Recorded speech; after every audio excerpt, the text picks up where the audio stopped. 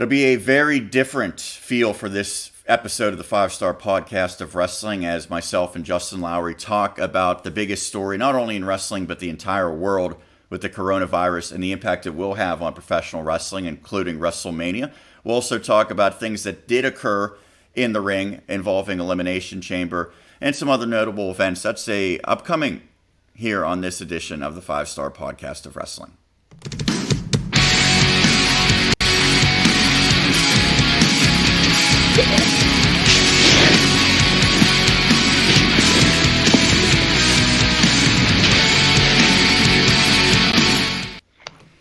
And welcome back to another edition. I'm your host, Sean Meyers, joined by returning co-host Justin Lowery. Justin, it is good to see you.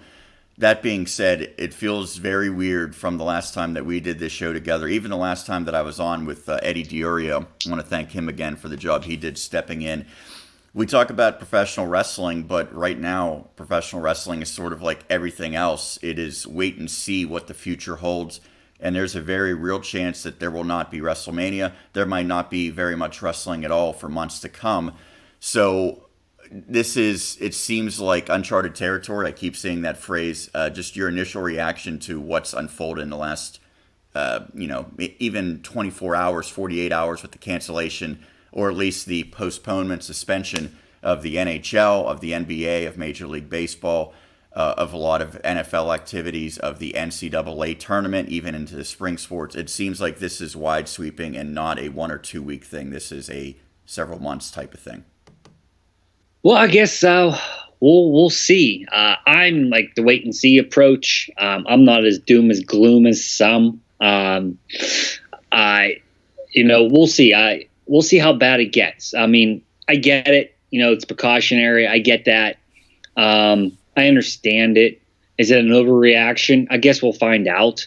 As soon as, one NBA player tested positive, next thing you know, everything's shut down within 24 hours later. Which, by the way, it also happened to be a guy who was acting like an idiot, making light of it. Which, if you're like, and I'll be honest, obviously, I'm into sports broadcasting and journalism. You saw the video of he was like touching all the mics and all the people's handheld audio recorders. What's your reaction right now if you're one of those people who was recording that audio and now thinking like there's an outside chance that I could become severely ill or die from this guy joking? Like it's scary, and that's out there to see. So that's why I think that you get reactions like this where they say we're just... Yeah, it all depends. I mean, die's pretty severe. I mean, let's keep it real. I mean, if you're over the age of 60, maybe you're a little bit more concerned. But people our age, we're fine. If we catch it, we'll be fine. I sort of agree with that, but then it comes to thought like, well, what if you see your parents? What if you have a small child? Right. I mean, we both have parents that are over 60. I do have a 1-year-old, but actually right now kids aren't getting this. So I mean, maybe he's in the clear, which all I really care about is him. So I mean, if I would get it, I would stay away from him. I'm not really concerned about myself. By reading articles and seeing what they say on the news, if I did catch it, I mean, it might be mild. I might not even be bedridden. You might be a carrier and not even see symptoms, but right. Be able and to. That's the scary part, because I think like who are the most fit people in the world? Professional athletes, and yet even with the idea of having closed venue games where it's just the athletes and a few coaches, they did not feel comfortable at any sport really doing that. Here's the thing with that, though. That I think has more to do with lawsuits than anything else. If you go on and you play these games and people do get sick, you're opening yourself up for lawsuits. Let's be realistic here. A couple years ago when the NHL had, the mumps started going around the league, you had a little outbreak of the mumps. And I mean, it was more just the NHL. They didn't shut down for 2 weeks to, sterilize the locker rooms and, stop the mumps from happening. I really do feel it's more of a lawsuit thing. Athletes, celebrities, we know Tom Hanks has come out and said him and his wife have it. I expect celebrities and athletes to come out and say they have it because they're the ones who travel the most. Right. They travel the world. That's the people that travel are pretty open to getting it. I'm not a traveler. I haven't left my area. So, I mean, so far in our area, knock on wood, no cases yet. I do expect to get some here. Right. They've even said that they expect Western Pennsylvania to get it. It's a matter of time. And it brings up a scenario that I told you about. I won't go into too many details, but obviously this is supposed to be the St. Patrick's weekend celebration. They canceled the parade. And in a sense, I said, well, whatever. I don't go to that. They can't cancel people going out to bars and having a good time. Right. But in a sense, one, I do think that they probably will shut down some bars, whether the bars do it voluntarily or not. But it brings up the idea when there's, 5,000, 10,000 people in a very small area. We're talking like spread across less than a mile. One person from even just the other side of the state who has it could infect legitimately dozens and dozens of people. And that's the fear. It doesn't have to be everyone around you. It has to be one person. Right. I mean, but to get infected now, too, it's not just because you see a person you're going to get infected. I mean, like sneezing, coughing, you putting your hands in your mouth, you rubbing your eyes. If everybody takes their own precautions, make sure your hands are washed, make sure if you do sneeze or cough, you cover with your arm, be respectful of people, be smart. Yesterday I went to the Giant Eagle to pick up some milk, and it was a madhouse. There was no toilet paper, which I don't get why everybody has to grab toilet paper, even if there's a snowstorm. I was thinking the same thing. Yeah, I don't get that. But, I was mindful. I mean, I might look to see if someone's sneezing and coughing, but they say as long as you keep like 6, feet away from somebody, and, I'm not. Which you can't do at any big sporting events, basically. Right. But this is where you have to be smart and respect your fellow man. If you don't feel good, don't go out. Like, make sure you're okay. Like, be smart. If you've got a job, call off. If you're sick, I'm not going to go to that concert. But, people don't do that. Right. If people did that, and maybe now people realize, you know what, let me stop, check myself, and stop the spread. And hopefully within 3 or 4 weeks, sports can come back in our lives and we can kind of return to normal. That's my hope. I mean, I'm not living in fear. I mean, I went to the gym today. I go to work. I'm not, maybe I'll wash my hands a little extra. I have a bad habit of biting my nails. I'm really being conscious not to do that because I don't want to put my finger in my mouth and maybe, catch something. So, right. And I respect your take on it, and I sort of agree. I'm not worried about myself, but I'm worried that this is affecting every aspect of this country and that it's not going to be a short-term thing. Because let's look at the long term, and we'll get into wrestling now more specifically. We know that the NBA and the NHL are paused, basically. I think the NHL actually used the term paused, and the NBA said suspended. But beyond that, the NCAA has canceled not only their biggest moneymaker in March Madness, but they've gone as far as to cancel the spring championships, which for most sports would be probably late May or into mid-June. For something like baseball or softball, that's probably mid-June for when the NCAA College World Series is mid-June. Yes. Yeah. So they do not anticipate this getting better quickly. And for how it relates to wrestling, we know that SmackDown will take place tomorrow night. They made a very smart decision, in a sense, to move it to the Performance Center, where it's basically only the wrestlers, probably announcers, cameraman, the essential crew. But all it takes is one person there being sick to infect everyone. So I have to legitimately say that this is probably the last wrestling show that could air for months as well. AEW is already ahead of the game and canceled next Wednesday, correct? Did they? Yes. I have not.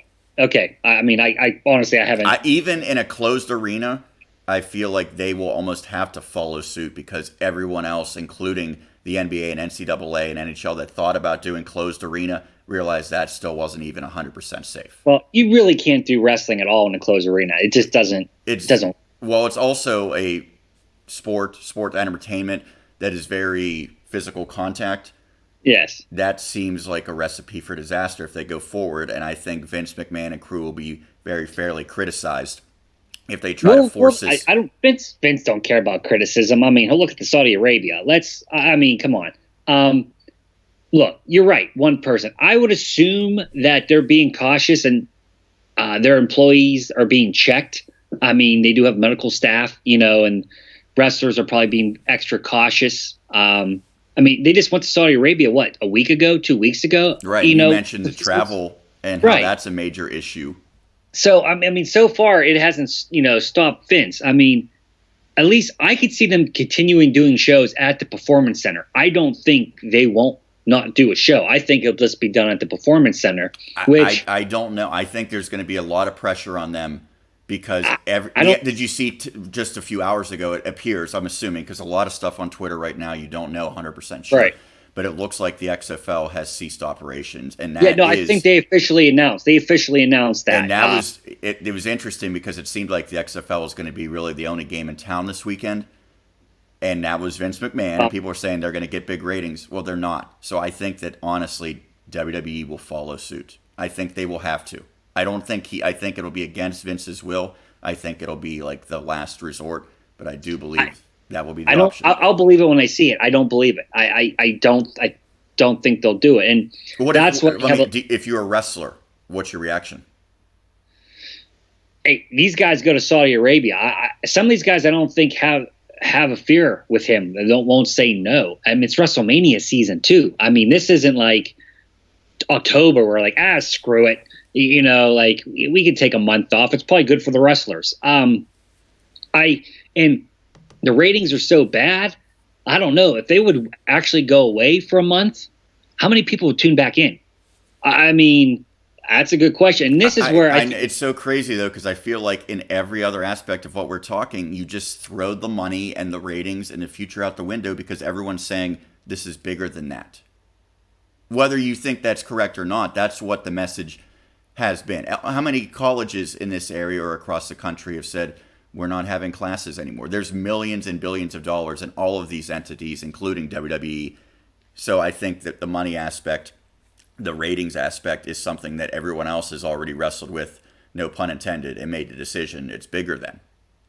Yeah, it all probably depends if they think they can be sued, honestly. If Vince thinks there's a legal way that he has to do it, then maybe. But I don't know. I think it would be a little much. Like I said, I'm clearly on the side of be smart. I'm not living, in a fear. I'm not dreading the next 2 months of life. If it comes that schools everywhere are closed at every level, sports are shut down until, we'll say, July, are you dreading that being a reality where it's almost like a movie that we're living in? It would be different, that's for sure. What if you, and I talked to you about this before we came on, what if it's determined that your job shuts down for at least for the time being, for a couple months? That's a good question. I don't know. I'm very much in that boat, as you know. Am I able to collect unemployment? Is the government going to step in if they mandate that and, say that we have to be paid, or the government's going to help us? I mean, I would think that they would have to, because if half of this country is out of work for months because it's just not feasible, people can't still pay rent and pay their mortgages and stuff without getting money. Right. Like, do your bills get put on hold? Like, I don't know. Like, what gets done? Like, I don't know. I mean, we'll see what happens. I mean, that would be insanity. That would be like an economy. I mean, this is a wrestling podcast, so we're really kind of going off top, like really off topic. I agree. But so that I have tickets for WrestleMania. I purchased flight to and from Tampa, Florida. I was actually lucky. I didn't have to get a hotel because I have a friend who lives down there I'd be staying with. But I'm in for, we'll say, $800 already. WrestleMania is a massive economy boost to whatever city it's in. It makes millions of dollars with the revenue, and obviously with WWE Network subscriptions, previous year's pay-per-view sales. They seem to not want to jump to any conclusions on that, and that's not a bad take per se. They're going to let it play out probably another week, but ultimately it seems like this is going to be either canceled or probably more likely pushed back months down the road. Would you agree? I mean, I don't know how you push it back. I mean, I think this would come from people above Vince. Yeah, if you got to cancel it, I think you just got to cancel it and move on. What if you say, hey, we can do it in July? Well, then you got to rework everything, right? Because they got shows scheduled in July. And the people that decided they are going to fly into Tampa, can they do that in July? I mean, it's not going to be the same. Most airlines, you can kind of like push it back type but of deal. I'm talking about people's daily lives. Maybe you took vacation, but now you can't take vacation in July. I know. I mean, and the European fans, like right now, like they can't, you can't fly in, from Europe. And that's why I think it has to be canceled. But let's say that they do have it. Should I go? Everybody has to make that choice for themselves. But do you not feel like that would be an extremely weird scenario to go to that and say it depends. It depends on your outlook on this. You have people that think like this is, people are blowing it out. It's like a common cold, the flu. Like, yes, you might get it. You get sick. You get better. You move on. What do you think the attendance would be? Maybe cut in half. Maybe 60, cut down 40%. I mean, I don't know how many of the European, or outside of the U.S., fans come to this compared to the U.S. But then you have to cut them out. Then you have to cut out the people that won't go because they're worried or they're just, it's not worth me getting sick. And then, how many people are like, F this, I'm going. I feel fine. This is another 3-4 weeks away. Like, hey, things have settled down. I feel comfortable in doing this. Which I could see things, to your point, settling down. But I just look at everything else, and they've already made decisions well beyond this time frame. And here's the thing. It might not be WWE's decision. If the governor of Florida or the mayor of Tampa comes out and says, no, we're not doing this, guess what? They're not doing it. And I was told by my friend down there, I don't know if it's in Tampa particularly or just maybe that general region of Florida, but there is at least a confirmed case already. Yes, I saw that there was a case down there. Not a lot, but yeah, I mean, it seems like the worst of it is in Seattle, which I think broke like a week or two ago. Some people in the nursing home passed away from it, but again, they're elderly, immune systems are weak. You're right. And the fear is, what if I don't know, about 50 people, 100 people from that area come to WrestleMania? Because you do get people from all over the country to come like something like that. Yeah, absolutely. I mean, I could be smart and vigilant, but if the people around me aren't, that's... Right. I mean, I saw in the news today, just yesterday, the 15th person died in the Pittsburgh area from the flu. Okay, so this season we've had 15 people die from the flu, but nobody here's even been positive for the coronavirus. And I mean, it depends on how you want to look at it. Like, are we overreacting? Like, hey, we're not talking about the 15th person who died from the flu. People die from the flu every year. More people have got murdered over the weekend in Chicago than have died from the coronavirus in this whole country. Right. But I think it's like the combination of the unknown, to the fact that it seems like it can't be controlled by anyone right now. Right. And the flu can spread like that, cold spread. You're right. It's new. It's the unknown. 10 years from now, we might look back at this and go, we get a corona season. There might be a flu shot. There's a corona shot. And yes, you could still get it, but it's not as hyped. But it feels like this is unprecedented, even if you go back 60 to 80 years. We had SARS in the 90s. But there was no reaction ever like this. Well, that's okay. Right. But guess what? It's 2020. Social media. The media is more involved in everything today. Things are easily accessible. If this happened in 1977, where the only 24-hour news cycle you had was CNN, right, and you had your local news in a paper, it wouldn't be this mass hysteria. It's because of the times that we live in. Think if the bubonic plague happened in today's time, where 60% of Europe died. The panic on the streets, people would be looting.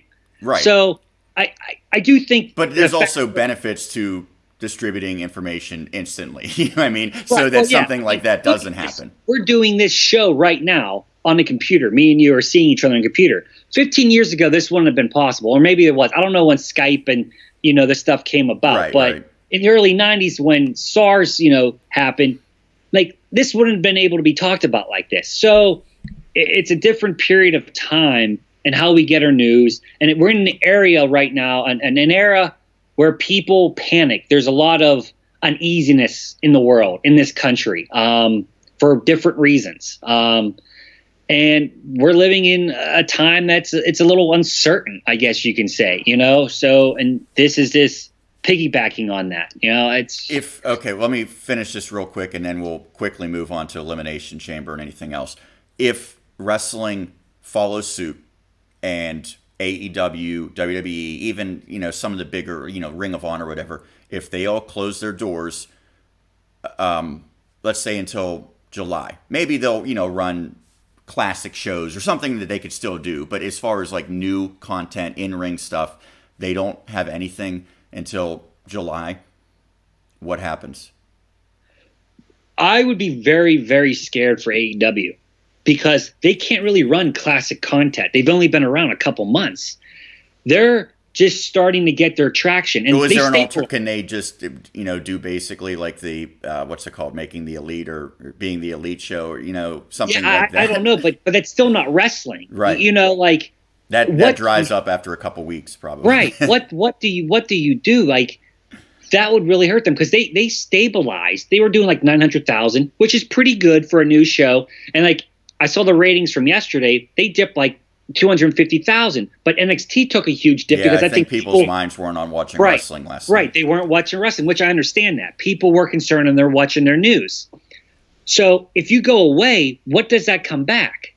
And so AEW, I think, would really, really take a hit and could be in jeopardy. WWE, they could survive more. They can air during Raw classic matches, Hulk Hogan matches, Warrior matches. They have years, decades of content. And the network. Throw out there. They can give you documentaries. They can put stuff from the network on there and get people to entice to maybe buy the network. I mean, they could do other things. But the ratings are already pretty low. So they're just over like 2 million for Raw. When Raw comes back in July, say that happens, do they break 2 million?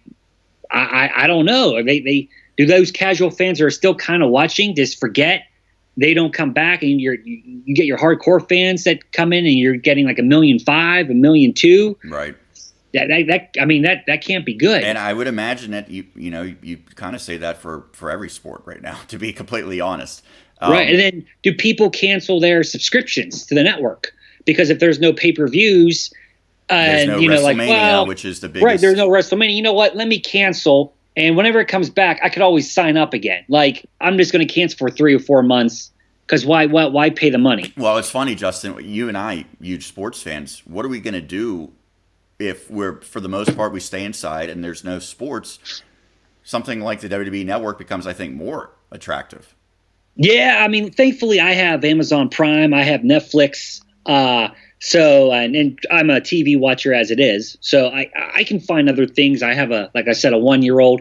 He occupies a lot of my time. That's why I'm not on here as much anymore. He's just, a handful, and I'm usually busy with him. You gave him some chops the other day. Huh? I did. I sent you that little Snapchat, little Ric Flair chops. He enjoyed them though. Baby oil. Yeah, well, that's an insider. But I don't know. I'm going to miss hockey. I mean, the Penguins are supposed to play the Blue Jackets tonight. I enjoy the March Madness. But we should give some background. That was going to be empty arena. Yes, which I was actually very intrigued to watch a hockey game in an empty arena and be able to hear. Yeah, it would be like cool and different once if this wasn't the circumstances, if it's something else. But I don't know where this goes. Nobody does. This is sort of, it could be very much a moot point, but I did want to quickly touch on Elimination Chamber. I know you watched it. Yes. To me, it had sort of a cool feel because it felt very much like a non-traditional, like we're not going to use the same names and people you're bored of. We're going to give some people that deserve a chance, an opportunity to shine. That to me is a good thing, but it also is like for people who want to see those names, why would anyone ever pay full price for Elimination Chamber if it wasn't part of the network? Why would anyone ever pay full price for any pay-per-view now? But I felt like it was a throwaway in their minds because it was a Saudi Arabia Crown Jewel show that was real big, and then it was like that's where they used their Roman Reigns and their Undertakers, right. And then it was like, oh yeah, we got to do this Elimination Chamber to get to WrestleMania. Crap. Okay, we'll just do some stuff, and I don't think I figured the matches would be solid, but I did feel like the show was pretty unimportant. I think everybody knew Shayna Baszler was going to win. They made her look dominant, which I get. So I want to get into that momentarily, but continue. okay, I mean, you got your point across. The only true surprise to me was Sami Zayn won the IC title. Which almost feels like oh, well, you didn't get it when you really were a top-notch wrestler. Now we're going to make you into you got a manager. A 3-on-1 handicap match. It's and honestly, if Braun would have won that would have really made those three look horrible. Braun had to lose that. Yeah, I mean the matches are solid for the most part. Nothing super surprising. Brian and Gulak really stand up. Yeah, that was a great match. But I figured those two would have a good match. But which is that's what people like you and I want to see more of in WWE. Right, but that's not what the casual person wants to see. Right. So that's why wrestling fans, there's always a conflict. It's always going to be like that. Shayna Baszler. One, I heard reports, and I think Meltzer's probably spot on with this. Initially, when the SmackDown title match at WrestleMania was going to be completely different, it was probably going to involve Roman Reigns winning at Elimination Chamber to get a spot at WrestleMania. Make sense? Yeah, oh yeah, that makes sense. It was not supposed to be the Raw women who were in the chamber. It became that, even though Shayna Baszler clearly was going to win because they had to have another chamber match. So we knew the outcome, unless they did a really weird swerve, which didn't make any sense. Right. Here's the issue I have. To me, that was a terrible main event because who would have enjoyed the action? It was more about just a story.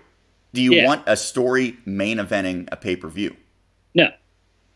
Not me personally, no, but they didn't care. I mean, the crowd booed. They were not into it. Here's where they made two major mistakes that they could have done differently. One, either have it play out like it did, but then give Asuka legitimately like 10 minutes of back and forth, drag down, great one-on-one action with her and Shayna just escapes. Or, you know how Shayna eliminated the 4 previously? Give Asuka that spot. Have her eliminate the 4, and then have Shayna come out last and defeat Asuka if you wanted to make it relatively quick. The way they did it, it just made people hate the match, and it made Asuka look really bad, which to me, after WrestleMania, no matter what happens, you want Asuka being viable. Well, how, if Shayna wins the title, can anyone ever really challenge her after what we just saw, if you use logic? Well, but WWE doesn't use logic. I mean, like Liv Morgan and Ruby Riott and Natalya were never going to be legitimate contenders to her. Asuka should have been. Yeah, Asuka was the only one that could be legitimate. I mean, they could have gotten the crowd super hyped and behind Asuka because fans like her to begin with. Right. If she went toe to toe with this woman who looked dominant for the first 15 minutes, but they didn't. Asuka had 2 minutes of offense and never even really threatened. Yeah, but I mean, they made Asuka look dominant for over a year in NXT, and then she continued on the main roster, and then when you think make common sense for her to beat Charlotte for the title, they're like, nah. Don't you think Vince should like Asuka more than Shayna Baszler? Or at least equal to? No, Vince doesn't really care for Japanese wrestlers. Let's be honest. Do you think he cares for a 37 or 38-year-old woman who looks like Shayna Baszler when we know what his stereotypical females have been? I think the MMA background and being Ronda Rousey's friend doesn't hurt. But Ronda's not there now. No, but doesn't mean he doesn't want her back, and doesn't mean Vince has been known to try to keep people happy. Let's be honest. Maybe there's a plan to get her involved in the storyline. Maybe not at WrestleMania, but maybe the night after WrestleMania. Or I mean, we don't know. I don't know what the long-term plan is. Hell, they probably don't even know what the long-term plan is because they don't long-term book. But I mean, so you think Vince looks at Shayna and says like, I'm behind making her. Well, no, because wasn't there the rumor out there on Twitter last week that Vince actually didn't like? Right, and that's why I'm wondering, like, why did they make Asuka look so bad? Because I don't think Vince sees nothing in Asuka. We should know that. I mean, well, Vince he's running out of options because it didn't seem like he was real big on Bayley or Sasha either. Well, no, I think that's why she just won out because he went. I hate her. Well, okay, then Vince, who do you want? Oh, Charlotte. Oh, wait, no, she's already. All right, Becky. Oh, wait, no, she's a champ. I got nobody else. Okay. and right? And there you have it. It seems sort of ridiculous. I'm surprised he didn't tell, you know what, let's get Stephanie in there. Let's get Stephanie to face Becky for the title. I mean, honestly, it seemed like a while, like Lacey Evans was going to be his next in line. Oh, yep. I think he wanted that, but she was just so bad. He couldn't justify it. Anything like if you didn't watch that pay-per-view, nothing really would have changed for you, right? No, nothing. So if WrestleMania does happen and everything continues, your thoughts on where this is going and what did it do enough? What would they need to do over the next month to get you excited? I think the card's shaping up to be pretty lackluster. I don't think there's anything. I talked with Eddie. The top 5 men's matches all involve a part-timer. Yeah. Which tells you what Vince and people think of the current roster and where wrestling is today. It's relying on a lot of old guys. And WWE hardcore fans like to rip WCW for that. But they are WCW now. They have to rely on Goldberg and Lesnar and, Cena. Well, the difference is these people are only showing up a handful of times a year. I don't know if that's better or worse. I really don't, because would you rather have Goldberg there every week? No. But because it's also really way less fair to give him this when he only shows up a couple times a year. Well, I mean, did he deserve a title shot? Hell no. I mean, but okay, Roman's going to walk out at WrestleMania as champion. We all know this. But it's going to be like a 5-minute match? Don't say 100%, because you never. If Vince sees ratings with Goldberg are decent, you never know. We thought for sure Roman was walking out over Brock Lesnar 2 years ago. Yeah, but I really feel like he's waited a whole year for this moment again. Roman's his boy. Like, he has to pull the trigger again. He's going to have to. And Goldberg, you can't. Is Drew McIntyre a slam dunk? No. I agree with that. I think that he should be. I think it should be very obvious who wins all these matches involving the part-timers. Bray Wyatt, is he a slam dunk? I think he will win. I think yes, because I think Cena is now smart enough to realize. But I don't think Cena is going to say this is how the match is finishing. But he can't.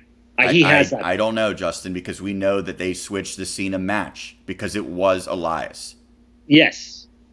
So if Cena can make his own calls, then I don't know that it would have gotten to him and Bray. I don't know. Yeah, I just if you have Bray lose to Cena, you might as well write him off TV again for another 8 months. But it does seem like Vince, that's not out of the question. Probably, I guess not. No, not with Vince. Is there something from WrestleMania that you think could be great? Is there something you're genuinely excited about? Is it Orton Edge? Because it seems like that's. I was going to say, I guess anything very interesting is Orton and Edge. How does Edge look after all these years being in the ring? They're going to tell more of a story because Randy Orton to me is right. And Cole's going to be obnoxious by mentioning wrestler to me anyway. And I think Rollins and Owens could really put on a great match. Does that stay one-on-one? I hope so. I thought for a while that Aleister Black and the OC might get involved in the AJ Taker, but it looks like they're going to stick with that being one-on-one. Yeah, Taker and AJ, that does nothing for me. Taker does zero for me. Who do you think? I don't know who that match appeals to. I never said, oh man, I want to see Styles versus the Taker. Like I have no idea. I don't know. It feels way more than even the other bizarre matches. That feels way more out of place. Oh, it makes no sense. I read that Taker just wanted to wrestle AJ Styles, so they were like, okay. What does he think? Does he think it's going to be a good match? I guess AJ, better than Goldberg, can at least make him look good. I mean, AJ can take the bumps and do, and When you say take the bumps, it's like a big boot, 2 choke slams, and the tombstone, right? Yeah, I mean, I don't know. At least we can fly off the rope. I don't know. I mean, it's. And I think Rhea Ripley and Charlotte could be a pretty good match. That's a match of like what WrestleMania could be, right? I mean, you have an established star, and you're building a new star in the process. Both are in their prime or close to it. My fear, though, would be my fear is that Charlotte's going to win the belt, though, because it helps NXT's ratings. Right, exactly. Which would hurt AE. That's what Vince is thinking there. I agree. Justin, I know you have stuff to get to, so let me put this final question out there for you. With everything we've seen this week, with all the news, what might come, and I honestly think within the next time we do a podcast that WrestleMania will be postponed, if not canceled outright. What are things that you have enjoyed? What are things in wrestling that you are reflecting on and thinking positively of with all this negative news? Anything that you've liked over the past handful of weeks? Well, yeah. I mean, I pretty much my main night of wrestling now is Wednesday nights. Like I'll watch some of Raw, some of SmackDown, but I really focus in on NXT and AEW. That's what I'm into right now. That's what I'm enjoying. AEW, by the way, canceled their pay-per-view, I heard, in New Jersey. It was called Blood and Guts, right? Which I'm guessing it wasn't a paper. It was like a Clash of the Champions type deal. That's a dig at Vince, right? Yeah, yes, because that's what he called that promotion. I actually appreciate that. That was funny. Yeah, it's horrible timing for AEW, but I thought AEW. I did not get their pay-per-view. It was the first time I did not get one of their shows. First time I did not watch one of their shows. But from all intents and purposes, it was an excellent show. Great matches. A lot of people said it was a tag team match of the year for sure, and a lot of people said ever. I know Meltzer gave it a 6-star rating. I know that could be a little blown out. Just a parody of himself. Yes, yes, but a lot of other people said it was truly amazing. So right. And that was the Young Bucks against Omega and Page and Omega, which those 4 guys, the chemistry, knowing each other, it made sense. I like them. Moxley's the new champion. Jericho's still doing a pretty damn good job of what he should be doing. More of a mouthpiece, getting other guys over, getting their group over. They just did a new stable, the Death Triangle, which that's Neville and the Luchas. Oh yes, and yeah, I'm excited for that. I like all 3 of those wrestlers. Are they heels then? What's that? Are they heels? Yes. Okay, I didn't know that the Lucha Bros were because they seem like kind of face guys. They're heels now. Yeah. So those 3 actually, I like all 3. They're exciting wrestlers. I hope it gets over pretty well. Are they going to have the Revival to work with pretty soon? I think so. Seems like it, right? Yeah, I really think so. I think Luke Harper is supposed to be debuting soon. Did he sign? Is that speculating? Nothing's been official, but everyone says it's pretty much a lock, and they're just holding off on deciding on when to debut him. How about Matt Hardy? I mean, I could see why they would sign him and how the Woken character could work. I'm not really into it. I think Matt Hardy's way past his prime. Right, and that's sort of I think I'm a little surprised that AEW has embraced like the older guys and the ex-WWF, WWE guys as much as they have, even though they might use them pretty well, like Jake the Snake. People said he was great with his promo. It just seems like against what they would want to do when this promotion I'm guessing, again, they still are trying to get some casual fans. You have to do that. Someone might be going through the channels like, oh, hell, that's Jake the Snake Roberts. Like, what's he doing? Most people that would say that be like, I thought he was dead. Yeah, right. Right, but he's at least going to manage somebody. He's in a storyline with Cody. They're at least using him right. Not that Jake Roberts can even wrestle. I bet you he can't. But they're at least trying to use these guys in a proper way. Lance Archer, is that correct? Yes. Okay. Right, which is a new signing. He just debuted on Wednesday. He came out of the crowd with Jake Roberts, and they were scouting Cody Rhodes. So I mean, it's interesting. They're starting to find a groove a little bit with their storytelling, which it takes time. I kind of see what they're doing. I like it. The Adam Page's storyline with him clearly distancing himself from the elite. They're setting him up to be a breakout star, to break away from the pack, maybe to even go on a hill run. I do see him as a future champion, and the more I've watched him, I've grown to really love him. I used to be so on him. I'm a big fan of his now. I've jumped over to his side for sure. All right, Justin. Well, I think I've made it clear to you and to people watching the podcast, the plan was to run these shows up until WrestleMania. It doesn't look like WrestleMania is going to happen, so we'll evaluate and see. But I know that there was a couple other people that I wanted to have on, hoping to have Donnie Chedrick on. He has a really cool thing that I think even you will enjoy. He went back and rated every WrestleMania. He watched it start to finish, gave his thoughts, gave a rating. He did this in a fairly short period of time, less than a year. And so I want to get his thoughts on best WrestleMania ever, best match, worst WrestleMania. I think it's really cool because while I've seen every WrestleMania, a lot of them are very in the years past. Oh, absolutely. So to actually do it as like a project like he did would be really cool. Hoping to have him on. And again, hopefully we have a WrestleMania show to preview. I don't think it's going to happen, but if all goes well, you're certainly fingers crossed that this kind of passes quicker. I hope it does because I took the day after work off, because if it's going to be to midnight, 12:30, I didn't want to go into work early the next day. Damn it. All right. Well, that's going to do it for this edition. Once again, you can follow us on Twitter, 5-Star Pod Wrestle, Instagram, 5-Star Podcast of Wrestling. Most importantly, subscribe to the YouTube channel. Go back and check out the 100 or so videos that we have archived on our page. But for now, for my co-host Justin Lowery, Sean Meyers signing off. We'll catch you again next week here on the 5-Star Podcast of Wrestling.